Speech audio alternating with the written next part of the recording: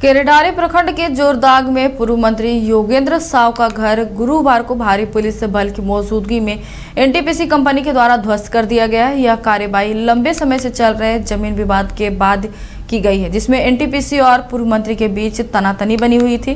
प्रशासनिक अधिकारियों के अनुसार यह भूमि चट्टी बरियातू कोल खनन परियोजना के विस्तार के लिए अधिग्रहित की गई थी।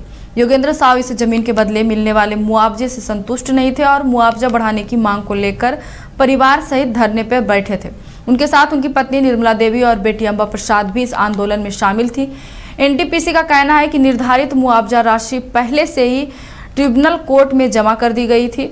गुरुवार को प्रशासन ने अंचलाधिकारी की निगरानी में 3 पोकलेन मशीनों की मदद से मकान को जमींदोज किया। इस दौरान किसी अप्रिय घटना से बचने के लिए बड़ी संख्या में पुलिस बल तैनात किया गया था।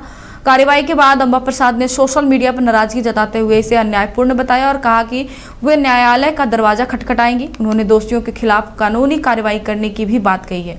उन्होंने यह भी कहा है कि जब मामला कोर्ट में चल रहा है तो फिर सुबह सुबह भारी पुलिस बल के साथ घर ध्वस्त करने की क्या जरूरत थी। उनका कहना था कि यह कार्रवाई कंपनी की लोगों की एकजुटता से डर का परिणाम है और इससे उनकी लड़ाई और मजबूत होगी और प्रशासन को भी कोर्ट में जवाब देना होगा। जरा देखिए इन तस्वीरों को, जिन्हें देखकर आप हैरान हो जाएंगे। ये बड़का गांव के चट्टी बरियातू कोल खनन परियोजना के जोरदाग गांव की तस्वीरें हैं और जोरदाग गांव के झुमरी टांड स्थित घर को भारी पुलिस बल की मौजूदगी में एनटीपीसी कंपनी ने जमींदोज कर दिया। आज सुबह से ही लोगों के जेहन में यह सवाल था कि आखिर यहां क्या होने वाला है, क्योंकि पुलिस की दर्जनों गाड़ियां लगातार वहां घूम रही थी। 3 पोकलेन मशीनें तैनात कर दी गई थीं और सबकी नजरें इस बात पर टिकी थीं कि जाने यहां क्या होने वाला है।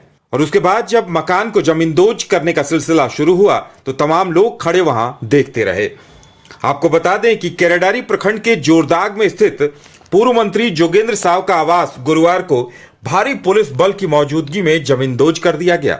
यह कार्रवाई लंबे समय से चल रहे जमीन विवाद के बाद की गई, जिसमें एनटीपीसी और पूर्व मंत्री के बीच लगातार तनातनी बनी हुई थी।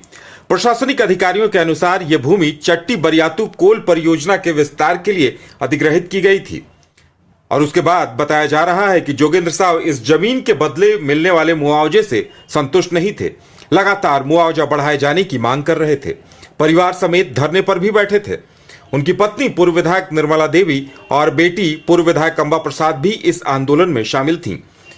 वहीं इस पूरे मामले पर एनटीपीसी का कहना था कि निर्धारित मुआवजा राशि पूर्व में ही ट्रिब्यूनल कोर्ट में जमा करा दी गई है। अब जब गुरुवार का दिन आया तो प्रशासन ने अंचलाधिकारी की निगरानी में 3 पोकलेन मशीनों को तैनात कर दिया था और पोकलेन मशीनों की मदद से मकान को जमींदोज कर दिया गया। इस दौरान किसी अप्रिय घटना से बचने के लिए भारी संख्या में पुलिस बल की तैनाती की गई थी।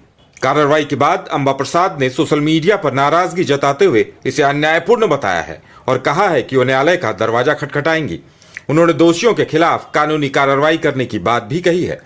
साथ ही अंबा प्रसाद ने कहा कि जब मामला कोर्ट में चल रहा है तो फिर सुबह में ही भारी पुलिस बल की मौजूदगी में घर को इस कदर तोड़ने की क्या जरूरत थी।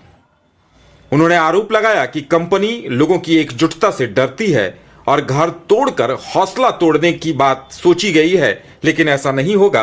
अब हम सभी और मजबूती के साथ कोर्ट में लड़ेंगे और प्रशासन को भी कटघरे में खड़ा करेंगे। फिलहाल एनटीपीसी कंपनी ने योगेंद्र साव के मकान को जमींदोज कर दिया है। अब देखने वाली बात यह होगी कि अदालती कार्रवाई जब आगे बढ़ती है या योगेंद्र साव और उनका परिवार जब अदालत में जाता है तो आगे क्या कुछ होता है। मामला तो देखिए कोर्ट में है, लेकिन अब मामला यहाँ पे आ गया है तो ये कितना डरते हैं कोर्ट से ये साबित होता है। ये यहाँ पे 2000 का फोर्स लगा के यहाँ पे आए हैं घर तोड़ने के लिए। घर तोड़ भी दिए हैं। इधर तक सारा सामान घर के मतलब ये सभी इसके नीचे ही दब गया। कोई मौका नहीं दिया सामान भी निकालने का।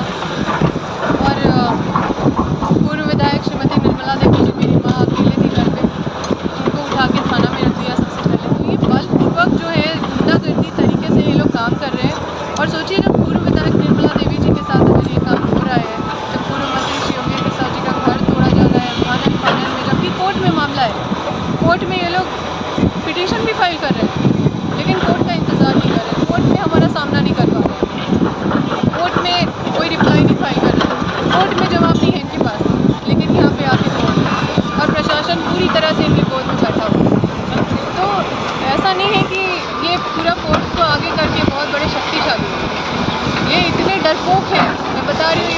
देख के, एकता को देख के डरते हैं।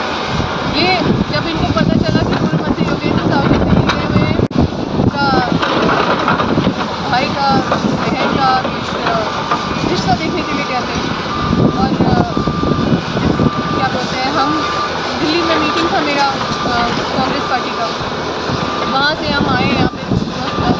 इनको पता चल गया कि हम लोग कोई नहीं, उसी सही समय एकदम देख के जब अकेले आए तो आगे थाना में ले गए,